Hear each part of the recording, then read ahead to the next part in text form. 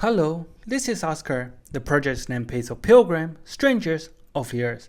Set in the context of England, the project attempts to introduce a sense of wonder and estrangement into the highly privatized English landscape where people could return to pilgrims, or by etymology, strangers on the earth. Thus, the project will propose a land-owning and lease-holding charity that could encroach on the English land system and facilitate the implementation of architectural station along the route. But before delving into the research, I would like to begin with an excerpt from a Pilgrim's travelogue. It is 6 p.m. on Thursday afternoon, and opening the map given by the British Pilgrimage Trust, we show that Bilsington is our final stop for today. The Trust has arranged for us to stay overnight in the village hall for £15 per person per night. Walking on the route with the sound of the harvester in the background, I notice a hedge opening up and forming several platforms. As I draw nearer, I clearly see the hedge morph into benches, table, shelf, and step for me to cross over it. I realize this is a waypoint to guide us into the village. Following the orientation of the marker, I can see the village in the distance, and the style in front will be my final challenge of the day. Walking into the village, yellow marks our arrival. Entering through the red casing gate, I notice a platform set up for the campers and a semi-outer space extending from the existing building. Occasionally, I can see the sheep from the nearby field wander in and out. As I step into the village hall, two shelves flank the space. These shelves for me are like the stage, displaying documents and cardboard boxes from the local community, while our bed and sleeping bag enact an alternative narrative. And it seemed like someone had already claimed the upper space, so I opt for the middle. We sit down. I reckon it is the end of my first day on this pilgrimage. So what exactly is a pilgrimage? From etymology, a pilgrimage is an act of detachment where the structure of daily life is replaced by ritual, where the pilgrimage turns self into strangers or foreigners during their travels. The pilgrimage can be unfolded in three phases. Separation marks the detachment from the daily routine, transition featuring pilgrim visiting station, performing rituals, and entering a liminal state where the normal and common are replaced by strange and uncommon, and finally incorporation as pilgrims reintegrate back into the communities. With the form and the definition of pilgrimage in mind, I will give a vulgar overview of how English pilgrimage was first suspended and later hijacked by the capitalists. In an interview with Dr. Guy Hayward, the co-founder of the British Pilgrimage Trust, he pointed out that since Henry VIII dissolved the monastery in the 16th century, most of the pilgrimage infrastructure, such as monastery and churches, fell into ruin. And today, the main obstacle in reviving the pilgrimage has to do with accommodation along the route.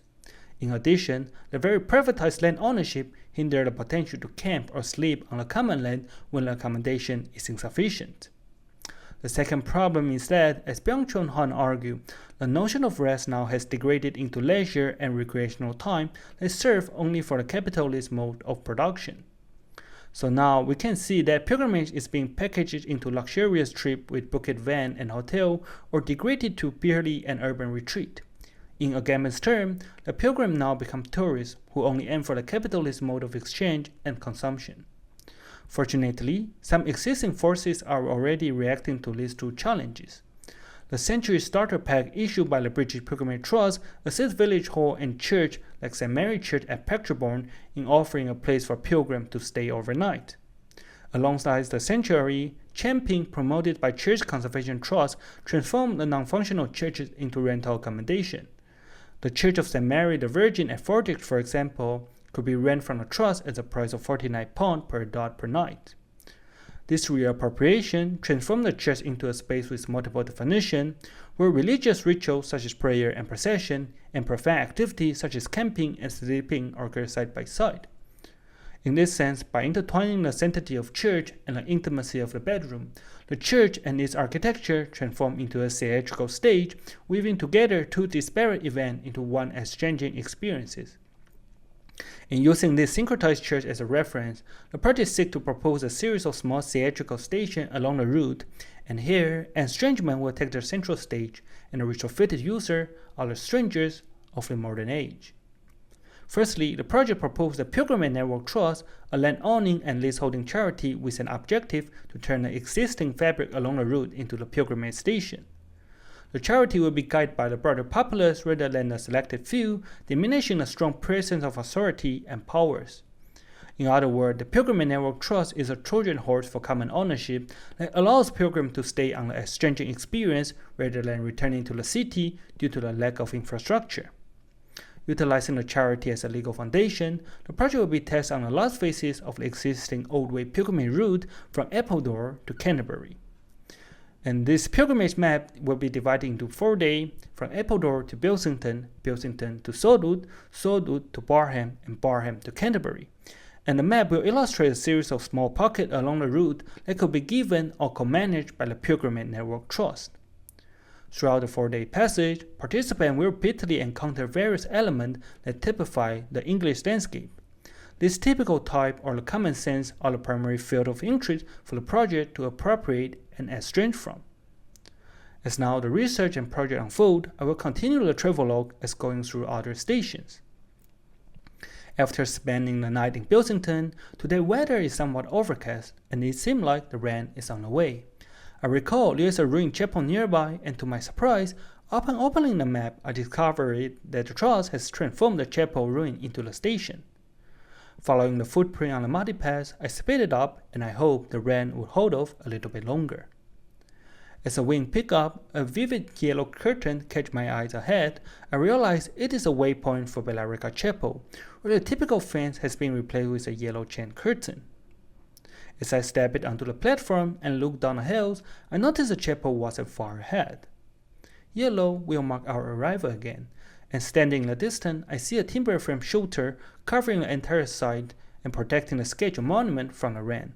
The facade with this arching window echoes the original Bellarica Chapel, a sanctuary one cherished the place and the passerby alike. As I drew nearer and peered through the arch, the station revealed itself in 3 layers: the curtain veil, ancient ruin, and sturdy platform. These 3 separated layers allow the typical ruin on the English landscape to be reimagined while challenging the idea of them as an untouchable relic frozen in time. As the rain started to drop from the sky, I entered the station. I noticed the watermark left behind by others. I felt like it was a layer of memory building up in this place, once a chapel and now a shelter. It is almost 1 p.m., and according to the map, Elham Village isn't far ahead. I should take a break before continuing my journey in the afternoon. Walking into the village, I am scanning the map to locate the station. In the distance, I spot the yellow bus post and the elongated bus stop, which I assume must be the station. Observing the station from a distance, the blurriness of the polycarbonate makes it hard to distinguish between the bus stop and the kitchen.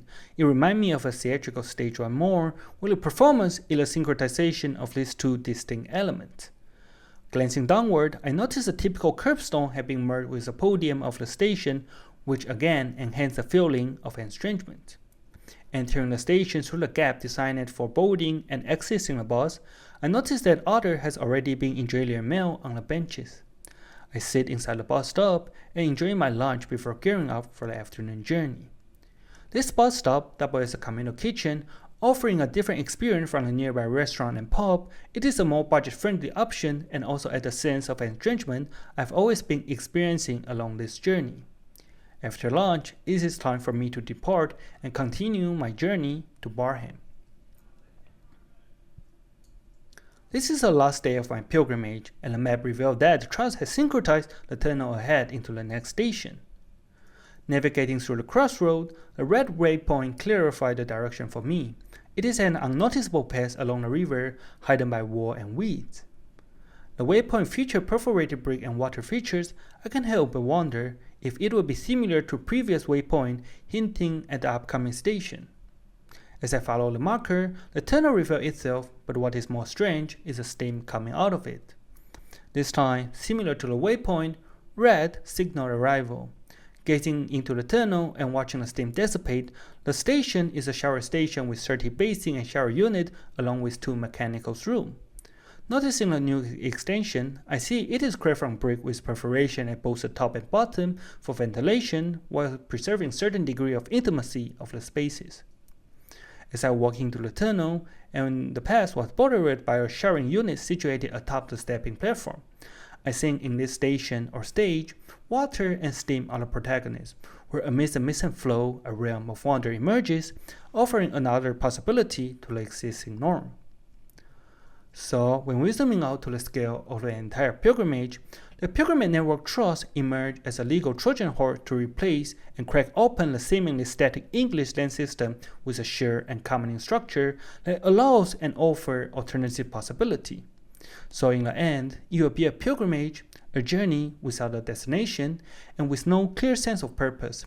Instead, the pilgrimage will return to its initial form, providing each pilgrim with a lens to peer beyond the present reality, merging movement, space, dream, and magic all together, and turning them into the strangers of the earth.